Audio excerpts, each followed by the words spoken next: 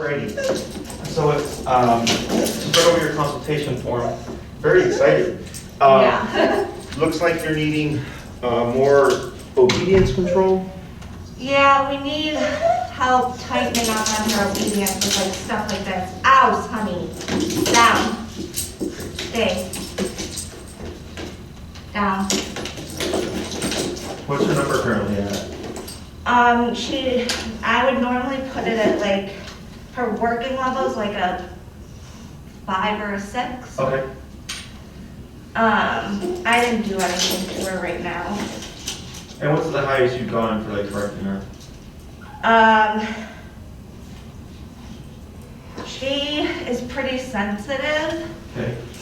So, the highest I think I've ever went with her is like a 60 maybe? 6 or 60? 60. Okay. This goes up to 100. Correct. Is that the mini or is that the Yeah, standard? it's the mini. Okay. And go ahead and fill me in, just like what you're trying to tighten up, where you're needing help.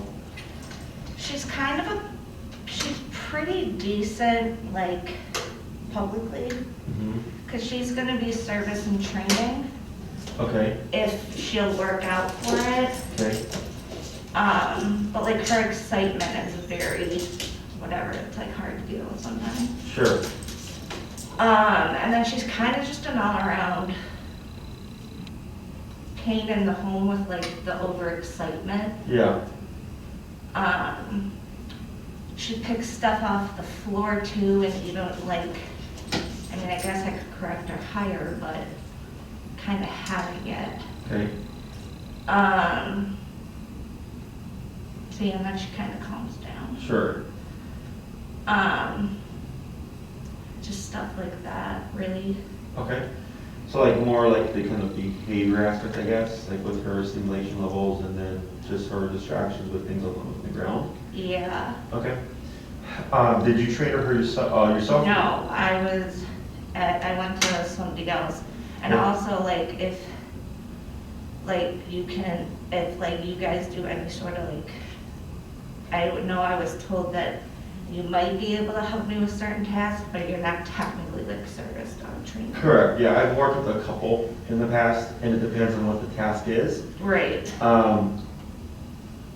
Like for instance, I had a client who would have panic attacks, so we trained her dog to like either lick her face, jump on her, or jump on her lap. I would need stuff like that too. Yeah. So that I'm able to do because it's easy to figure out. But if it was Right. like, oh, like I'm a diabetic, like, can I need my dog like Yeah, no, it's smell my nothing blood? like Yeah, I that. can't do that. No, it's nothing like that. Yeah. It's more like pick stuff off the ground, open a door. Like she can do certain, because she knows place, but she knows it for other things other than the bed. Okay. She knows it, like if I took her up to like a door like that and it had one of the ones that you could press, I could tell her place and she'll Oh, sure. place up on it and pop it open. Okay. So like she can do stuff like that. Okay. But yeah, I mean like pick stuff off the floor. Like stuff like that, like bring it to me. Take a retreat. Like bring, Yeah. like she kind of knows bring for like balls and stuff. Okay. So like stuff like that Okay. is what I would need. But definitely like tightening up her obedience Okay. too. How long have you had her for? About a year. Okay, and then she was given to you with the intention of being your service dog? She was given to me, I mean, whether she can do 3 tasks for me, like, that would be great, because that would qualify her as a service dog. But even if she's not like a technical, like full blown, like, I just need her to help me with like a couple things. Correct, you know? yeah. I have to feel with what you're saying. How old is she? Roughly 2.5, 3. We don't know for sure because she was a rescue. Okay, so she was a rescue, you got her, you sent her off for training, Yeah. and then now you're needing that training to be, of course, like kind of reinforced, tightened up, close the gap a bit, Yeah. and then seeing if we can get her to do a few tasks for you. Yep. Anything else with Honey here? I just need her I mean, I have cats, she's pretty good around my cats, Okay. but sometimes she will chase them. Mm-hmm. And I wasn't sure if I could fix that with just a straight correction or not. Sure. In the home, will she be needing to be helping you with tasks as well? Like pick stuff up, Okay, just so open yeah. doors, like, because some days I can do that kind of stuff and some days I can't, Sure. so. If a guest comes over, if there's somebody there, does she tend to be distracted by that guest?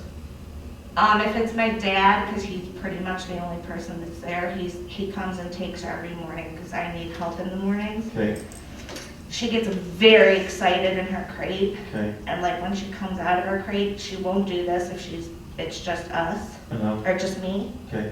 She'll kind of like freak out in her crate, like do her little bouncing thing, Mm-hmm. and then she kind of charges out, and I know that like you could like squat down and knee her, but I can't squat down Sure. and keep her knee there. Sure. So I can't really do that. And I don't know about leaving her e-collar on overnight because you're supposed to rotate it every Correct. couple hours. Correct. So I don't know about doing that. I need help with that too, stopping her, like having her be chill, like when he comes in the morning and Sure. coming out of her crate. So one thing here is her excitability, from what I, like just a few seconds or minutes that I've seen her, seems to be her temperament. Yeah, Okay, so I can't remove her temperament. right. So, when it comes to a dog like this and getting her to perform tasks and this like excitability and stuff like that, it's gonna be a bit of management on your part, Okay. okay? Now there's some workarounds here, and, so what I mean by management means like, for instance, you said when your dad comes over to pick her up and she's like very excited and all that stuff, there is actually an adapter that you can purchase, meant for 24-hour wear. Oh, This there way- is. So you can leave the collar on overnight and correct her I did not know for that. that, correct, yeah. And it's actually made by the same company. Oh, I didn't know that. Yeah, so, we would provide you that information. So that kind of resolves that issue. Yeah. But the problem would be like, if she most likely need the collar on then every morning, because since the excitability, like for me, she just seems like an easily overstimulated dog, Yes, she is. right? So like, if I were to start moving and like walking around, my assumption would be she'd get excited again, right? She would, like, she'll hold her command, Okay. she'll just pick her head up and kind of like Look around and stuff. watch you. She'll kind She'll of like, probably stay, if she's on a stay, Mm-hmm. you can do that, you could maybe even walk over her. and yeah, like I can you jump over her and know, stuff so like that. I would She'll say hold it. she's not easily stimulated. She really, the 5 minutes that I come over in the morning, Mm-hmm. when she's been in her crate for 8-9 hours, Mm-hmm. that's when she's the most. Mm-hmm. Basically, other than that, she's pretty good. She's pretty good. She's not that excitable. We could take her anywhere. Jordy could take her anywhere, walk her down the street. Mhm. Doesn't interact. It's not, Yeah, it's only in the it's not, house. it's not people. It's only she's in the not, house. the dog's not dog reactive. The dog's not people reactive. Mm-hmm. It's pretty much me in the house. Okay. It's like, it's very much in the house. She's a lot better in like public areas. She's a lot chiller in more like public spaces. Okay, that's a plus. Yeah, like she's a lot more calm. I mean, I don't know how much calmer she can get. Yeah, Pretty she, calm. yeah, Sure. like she's good now. Yeah, so I'm just gonna test here. Like she'll watch you. And we haven't worked on this either. Sure, like just distractions and stuff? Yeah, we Sure. haven't worked on like house down.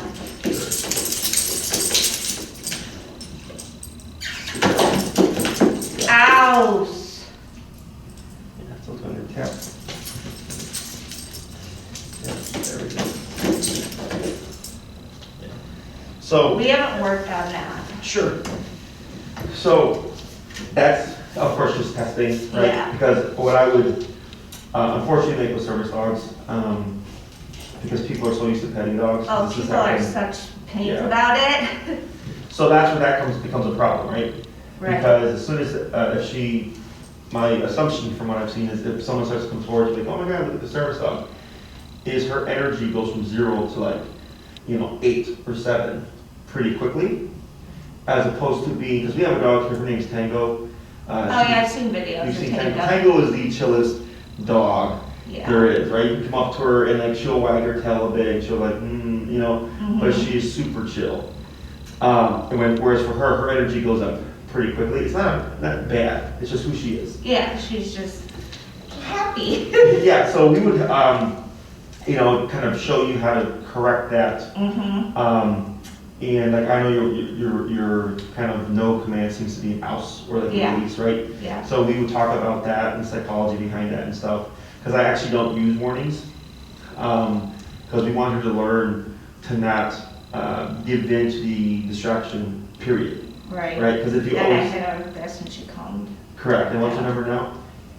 That was a 20. 20? Okay. So, because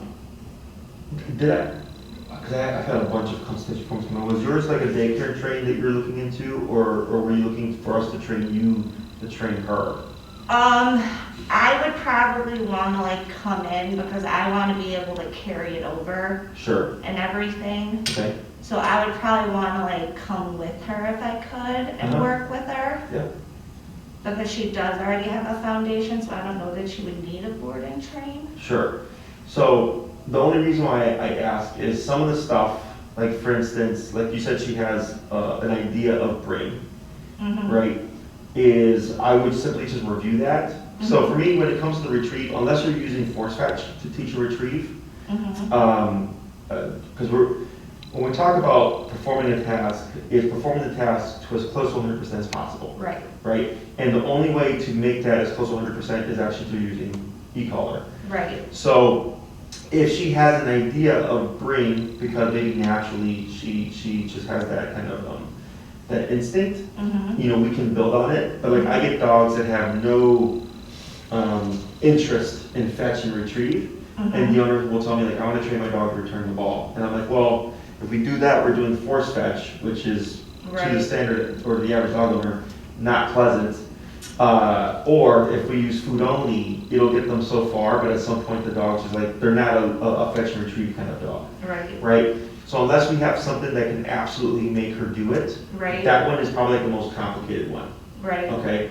Because I'm just thinking, I want this dog to be as 100% as possible. Right. Because I'm not going to settle for less. Does that make sense? Right. So the, coming to you if you're having an anxiety attack or anything like that, that's easier because that's, you would just, play pretend, and we would condition, and we can put remote behind it. So like, for instance, the young lady I mentioned earlier, she would pretend she was having, an anxiety attack, and then we had the dog on a leash, and then we would remote the dog, and then so the dog sort of picked up on our cues, and then would assume remote's going to kick in, and then just jump on her lap.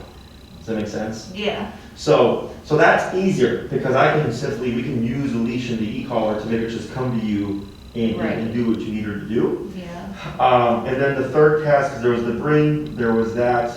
Was there any other task you needed her to do? Opening the door. Open the doors. If we could. Yeah. So like, as long as there are these doors, it seems like She can she pretty can much do do it.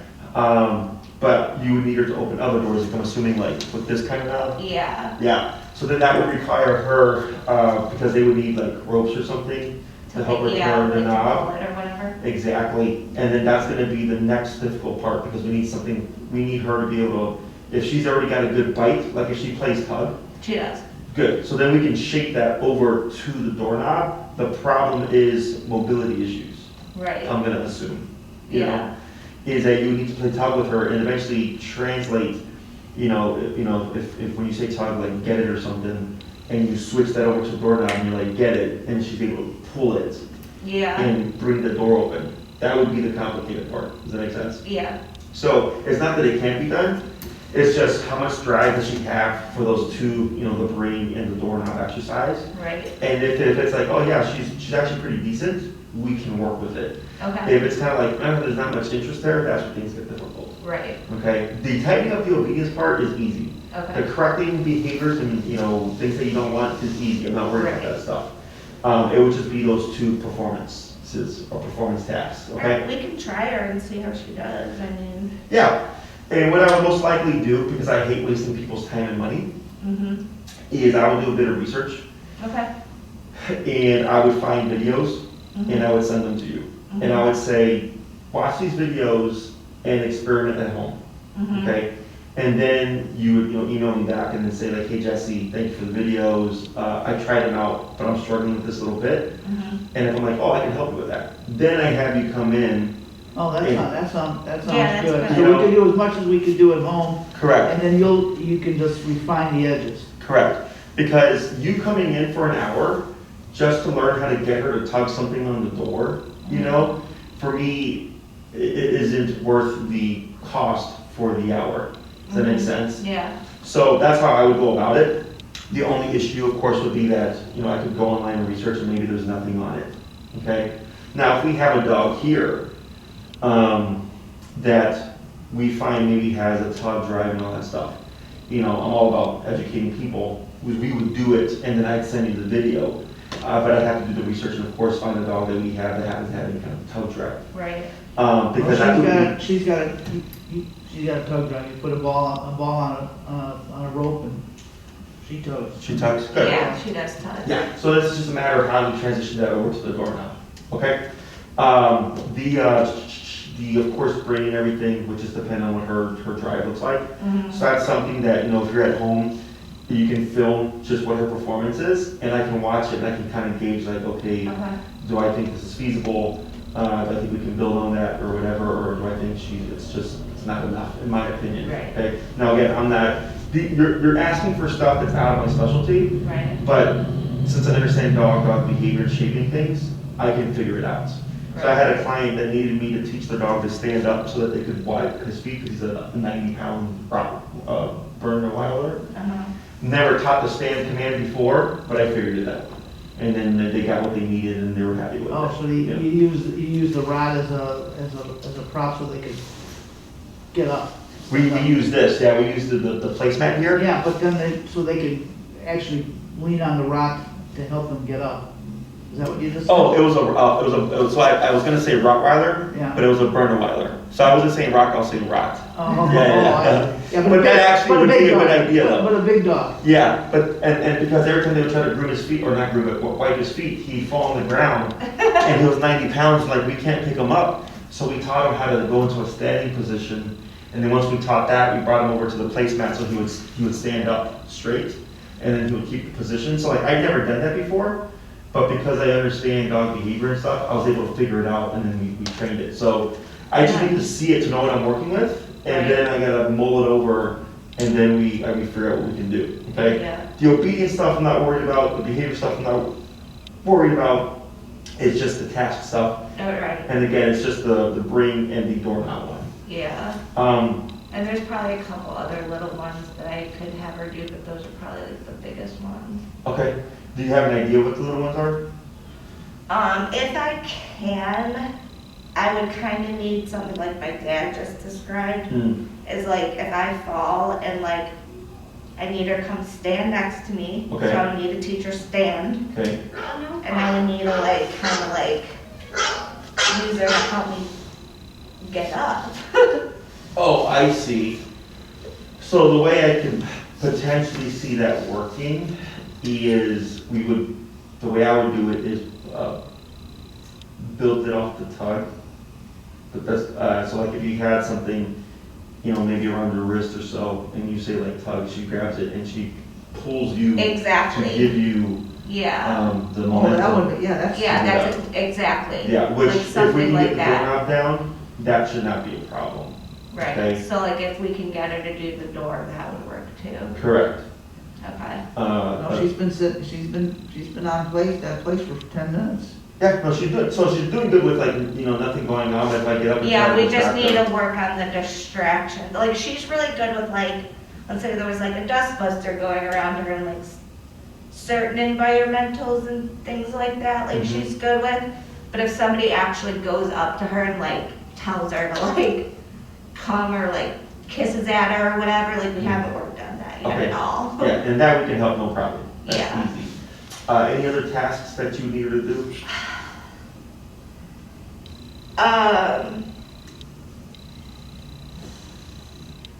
I don't know, I'd have to think about it and get back to you. Okay, that's fine. And you can like, you know, we talk to Maria, Mhm. you know, and even, let's say we start the training or we finish the training and then you're like, hey Jesse, I need her to do something else. Just shoot us an email and I Okay. review it and go like, is it, you know, can we Is teach it this? feasible? Yeah. So yeah, that's not a problem. You think here, and I'm assuming you're gonna be the primary handler, or is it both you Yeah, and your dad? it's me, and then he comes and helps me, like, walk her in the morning, so he doesn't know how to really use this. Okay, He doesn't really know how to, like, I mean, he knows how to, like, correct her with the leash and, like, stuff like that, but he doesn't know how to use the e-collar. okay, Yeah, he doesn't really deal with e-collar and, like, that kind of stuff. okay. In terms of exercise, how much exercise does she get a day? She goes on walks every, like, 4 hours. I try to take her for a decent walk every day. My dad takes her for like a 20-minute walk in the morning because it takes her forever to poop. And we always take her, try to take her out every day, take her to like empty tennis courts or an empty park or whatever and chuck the ball for her for as long Yeah, as she's she'll. she's very good off leash. I mean, you could take her to a park off leash. We wouldn't do it in the city, but Uh-huh. we live in the suburbs, so we can find places where it's pretty desolate. Okay, And she's great off leash. She'll come, you know. She'll recall. She'll do recall all from, that kind of stuff. you know, a couple hundred yards. I mean, she's good. okay. What's suburb are you guys from? They're in Northbrook and in Wheeling. It took us like a half hour to get here. Okay, It's not too bad. far. okay. Yeah, it's not too bad. So the tricky part here for me is just trying to figure out length of time for you. Mm-hmm. Because typically when people come, it's like, you know, I want my dog to recall and I want my dog to walk in a leash and, you know, not jump on people. I mean, like her, like, because we use Boost for her heel. Mhm. Pardon my French, but it fucking sucks. It's just bad. Sure. And I don't know what else to do to get it Because of your to crutch. be better. She heals to my crutch, Okay, not to my leg. gotcha. She'll be able to, And I she'll be asked able to our read. other trainer, I've asked a couple different trainers, they're like, I don't know. Yeah, Like, well, because it's great. the closest thing to her, that's why. You know, that's her, so dogs. when And they- she tends to also forge ahead a little bit, and I'll Okay. give her a little leash pop and she'll come back. Gotcha, But I shouldn't have to keep leash popping her That's at this correct. point. yeah. So one thing that I think is part of the problem, and I know you said she's very sensitive, but I've seen this before. Go higher. Not so much higher, I mean, yes, higher, but, so many educators are for 35-pound dogs and under. Oh, well, fuck. Yeah, it's super common, you know, I actually have somebody who just, you know, message us on Instagram, you know, to help with a reactive dog. And they have like a Malinois, who's like 70, 80 pounds. And they had the mini. Yeah, and that was the first thing I said was like, you have your, because they're like, we're at 100 dogs as a stop. I'm like, because it's meant for 35 pounds and under, so the output is different.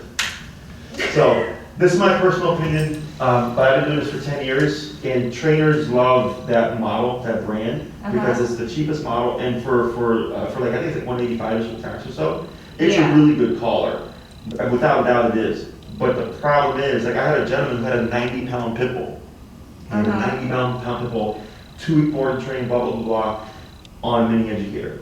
And he's like, I don't understand why I can't control my dog. I'm like, because that's meant for 35 and under, your dog is 90 pounds. You know, once we switch them to the appropriate collar, all of a sudden, the dog started remembering. So I should feel bad No, about when going you- higher. When you get that, she responds. Yeah, she really 60, does. I mean, 60 is like somebody really grabbed her. I mean, she does respond. Yes, and the other thing was earlier you mentioned her number is about 5 to 6, right? Mhm. It might, like once a year, I'll get a dog that is their working level. Okay, so working level for us is you're not constantly having to manage the dog. That means you're Right. at the right number and the dog is learning like, okay, I don't want to screw up because I don't want to get nicked at, 45 or whatever. Right. And most trainers promote and teach low-level e-collar, which I'm all for. But the problem is they set this kind of ideology in the owner's head that your dog should be obedient 5 to 6, but it almost always doesn't work. Okay? So what this means is, let's say I work with Honey here, and on 5 to 6, I see that she feels it. That's what we would call the connection, right? And maybe she's a little sensitive to it. But so when you said that you're constantly having to pop her or remote her to get her to go back in the healing position, that tells me the number's too low. Because you're constantly correcting her, right? So I usually leash pop. I usually don't use the remote actually walking because I actually have to, because I'm like this, so I actually have to stop and then use the remote. Gotcha. So I generally, the other people have said use the leash just because it's easier for you. But I guess I could stop and, I mean, like. Yeah, so I would have to figure out a way that you could correct efficiently. Okay, because do you want to keep constantly? No, Or you want to not at stay all. healed and just walk, right? Yep. That's what I train for. That's what I want. Yeah, that's how I train. And I understand where they're coming from because it is easier for you, but then I'm looking long term, Yeah. right? And that's where frustration comes into play because you're like, damn it, dog, like I'm on crutches and like, I need you to just walk at my side, right? Yeah. Without any worries. And I'm not sure if they have it. I'm okay with using this tool, okay? But if I find we're struggling with stuff, my advice to you would be we upgrade your collar, Upgrade it. okay? Now, the other thing is, I'm not sure if it's with every model of their collar, so I use Ultra, is they have a contraption that goes around your finger, and you just press the button on your finger, as opposed to having to grab a remote. Oh. Yeah, so I'm not sure, we have to look at the setup and how that works, and if it would apply to the collar that I recommend for her. Right. But that would be potentially an easier thing for you, because you're not having to, stop or whatever, it's right on your finger, Yeah. and you That would do be the correction. easier. Yeah, So that I can just, that would be easier. so that's another potential idea there, okay? So there's definitely workarounds, there's definitely things that I can help and improve. The hardest thing, of course, is just the tasks. Maddie's actually, she's helped train a number of service dogs, so when she comes in today, I'll talk to her. Is she the one with rudder? Correct. Yeah, I will talk to I her. like how she thinks. Yes, so Maddie is my nutritionist and then puppy trainer, but she's also a very solid trainer in her own right. And service dog stuff and all that, that's her specialty, okay? That would work. So I refer to her and then see what she says. So you might be working with a number of us. Okay, That's fine. usually it's just me, but again, my specialty is behavior and obedience, off-leash obedience and stuff like that. If I Yeah, can figure out that's certain what things. Behavior and obedience, I mean, she's 90, behavior and obedience, she's 90% there. He's grandpa, he's very good to her, he's very whatever. She's not, she's like No, he's not. 60%, she's like 60% there. Sure. And so, yeah, it would most likely be you work with a couple of us. That's fine. Okay, so in regards to length of time and stuff, I think a big variable would be once we work her and I see how she responds to your e-collar, I can determine whether or not that'll be, it'll work, right? If not, what we'll do is we'll grab one of ours and test it out on her and see how she does. Okay, so you don't have to commit to buying one right off the bat. Perfect. And if we're like, oh wow, like it's definitely a big difference, then we provide you with the make and model. You can go ahead and go on Amazon, you can order it. I have to take a look at Dogtra to see if that whole finger button thing is applicable to all our systems. Otherwise, as long as it's applicable to the one that she would need, we're good. Right. If everything's going smoothly, when it comes to tightening up obedience, I can see she knows or has concepts of the commands, like when you sit down and stuff, like I start like right away plopping on it, right? It's just a matter of like her respecting the command. Exactly. And like, I'm not gonna break the position. Exactly. So. And that might be an issue on my end with the correcting. And the number not, and stuff. Yeah. Yeah, so I think when it comes Because to be honest with you, Mhm. I figured out how to use this myself. I was basically handed it and said, tap, tap, tap. This is tone. He used that for, so like if I hit tone, she'll recall to me. Okay. And then I basically had to figure out how to use this myself. It was bad. Yes, so, It was bad. and I'm glad you said that because I think sometimes people don't believe me. Oh, sorry. You are not the first person. To say that? Yes. It doesn't surprise me. So that gentleman that told you the 90-pound pit, He's, like I said, he sent us out to a 2-week board and train. They did the exact same thing. Yep. He's like, I don't know what my dog knows. So I just came and I'm like, well, and you paid how much? And he's like, $3,000. I'm like, Jesus Christ, for 2 weeks and then no follow-up? And just like make you aware, our board and trains, so like let's say you did a 2-week board and train, you would get I believe 6 hours of follow-up work. Plus we provide you with videos showing you what we've trained your dog with. So you see your dog being trained, you can watch the videos, learn what they're learning, the way they're learning, and then you do your follow-ups, you know? I know all like the foundational stuff from him, and he was good in that aspect, but with this, it was just drop the ball. Oh yeah, but I mean, what's the point of doing this if you're not gonna show your client how to use it? Well, a lot of it was he just wanted me to use it to correct it because I have, like, because I am on the crutches and Sure. it's just easier Sure, than having to like leash pop her all the time. sure. So he kind of did it like that. But I taught her like holding it down at like the lower levels to like teach her stuff, so she does know like that kind of stuff too. Okay, like talking about the continuous? Yeah. Okay, so the one thing that I always stress to people is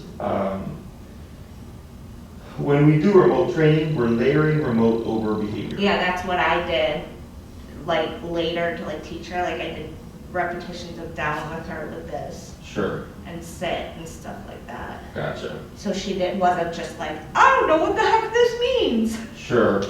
So when it comes to the obedience stuff and like layering the remote, I'd have to, we most likely we'd handle her, so you'd be there, but we'd handle her in front of you, and I would apply the remote and see what does she do.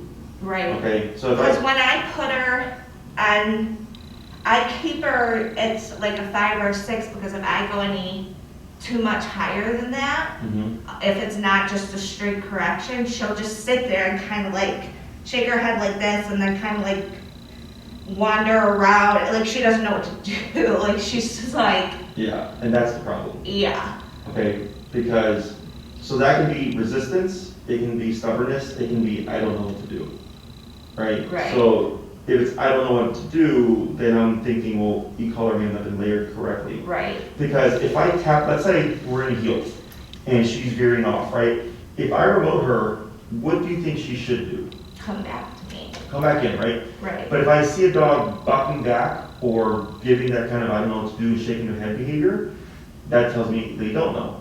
Right. Does that make sense? So then so at that point I go, okay, she doesn't know, Right. we actually have to teach it now. Go back and teach it again. Yes, and I've retrained so many dogs over the years, you know, board and trained dogs and all that stuff, other trainers' dogs, with e-collar, because not everybody knows how to actually train with e-collar. Right. Okay? So if that's the case, then of course that prolongs the process, because if e-collar wasn't layered correctly, we can't go to the next stage of tasks because Right. she doesn't have a concept of how pressure works anyways. Right. Okay? Now the good news is she should progress fairly quickly because the ideas and concepts are there, it's just not been layered correctly. Right. Okay? So again, I won't know until we start handling and working with her. But that's why I was saying, like, I'm not sure what length of time to give you Right. because I don't know where I'm coming in. Right. Okay? No, that makes sense. So the way I go about this is we have 6, 9, and 12-week programs. We have a 3-week program as well, which is a 1 lesson a week with you for an hour or whatever. You're like in the 6 to 12 range. You're probably more closer to the 12-ish range, but you can always do like 6 and then another 6 or whatever. The only difference is you're going to be paying more, okay? Because the cost for 6 classes is more expensive per class than the cost of 12 classes. Because if Right. you're saying I want 12 classes, you're going to get a cheaper rate per class. Right. Does that make sense? So the way I would come into this is, in my head, I'm looking at her, I'm like, all right, if she's got good obedience, and I just need to clear things up and find your appropriate working level and all that stuff, 2 to 3 classes just to shape up everything again, okay? And kind of reteach you how e-collar works. Yeah. Once we get that down, correcting behaviors, a class, okay? But what I don't know is how long it's gonna take us to shape her tasks, okay?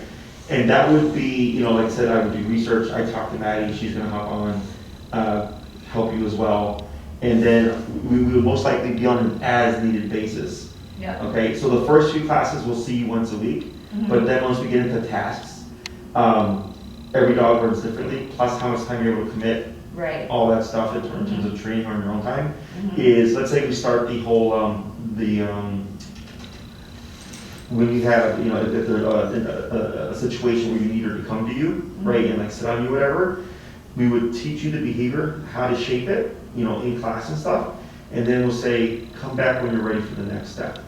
You know, that could take 2 weeks, it could take 3 weeks, maybe it just takes a week, you know, and then you come back and adjust and ready for the next step, and go, okay, here's the next thing, we help you shape it. You go off and Kind do of it do on it your as own you time. go. Correct, right? So yours, I don't see yours as being a consistent once a week program.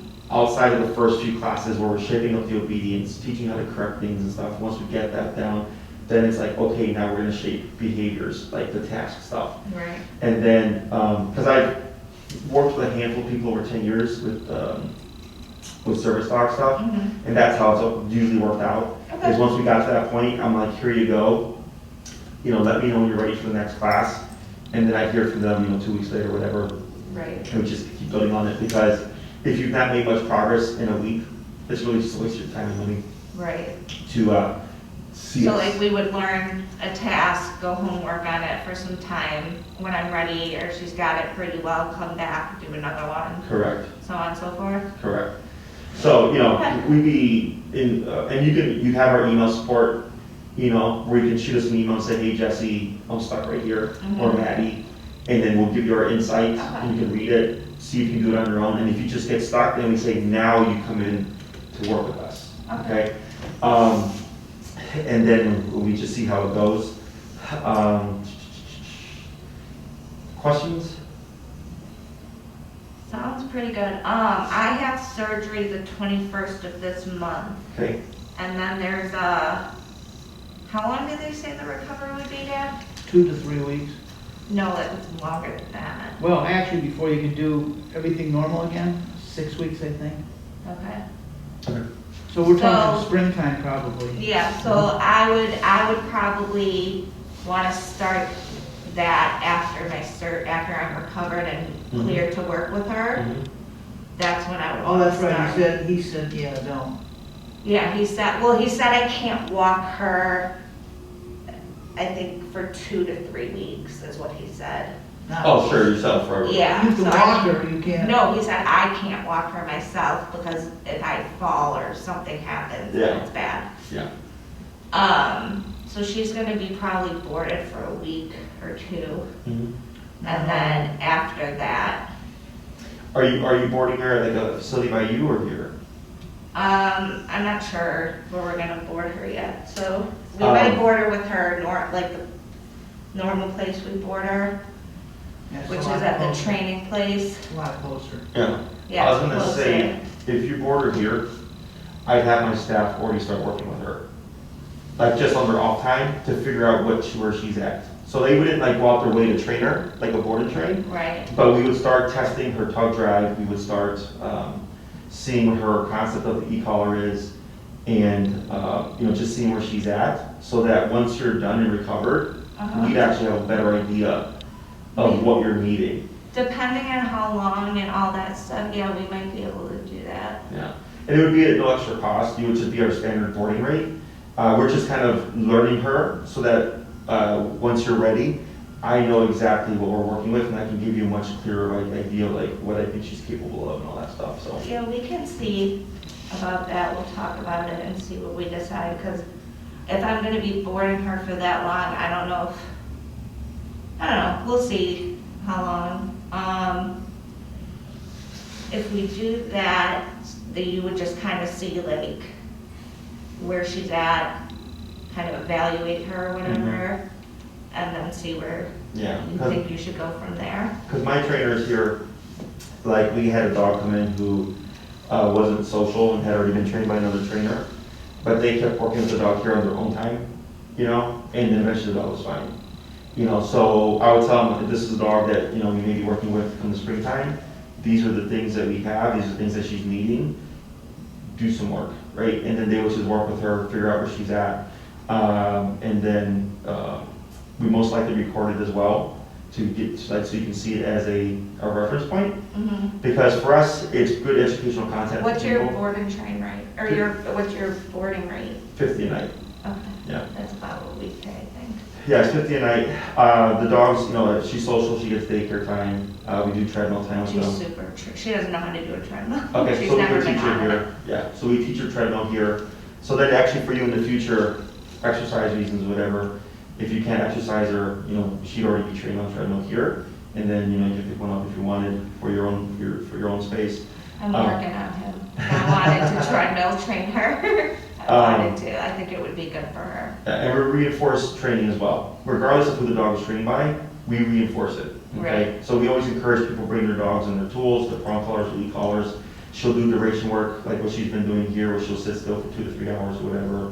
And then Maddie, of course, will be here, and I'll have Maddie test her, because Maddie's got more insight on the service dog stuff. And then That might actually work out kind of well. Yeah. If we could leave. So it's an option for you, not saying you have to, but definitely, if working together is something you're thinking about in the future with us, that puts us at a great advantage. Okay, because we'll have her for, a week or two, whatever, and we can definitely just do a lot of evaluating and figure out what she needs. Well, because the only thing being is, I don't know, we were planning on boarding her for a week for sure. Mm-hmm. And then it was kind of gonna be touch and go. Sure. So I don't know if it's gonna be a week or 2 weeks or 10 days or whatever. Mm-hmm. So if you're okay with that, then Yeah. maybe we would be able to do that. What I would do is, if if she's gonna be here at least 5 days, right? We would just invoice you for the 5 days. And then it turns out, hey, it's gonna be an additional, another 5 days. And then once you're ready to pick her up, you say, we're coming, we send you the invoice, and you just pay the difference. Because it'll be anywhere from a week to 2 weeks. Yeah, because with COVID and everything, it slowed us down a lot. So I'm not worried about us having space or anything like that. Okay. We have plenty of space Okay. for her, so that's not a It's a problem. pretty big building. It's 13, well, the building itself is 17,000 square feet. I have 13,000, so I can fit 80 to 100 dogs. Damn. We have approximately on average about 20 at the moment, so obviously plenty of space. So if it's something like Where's your training space? it's in the back right here.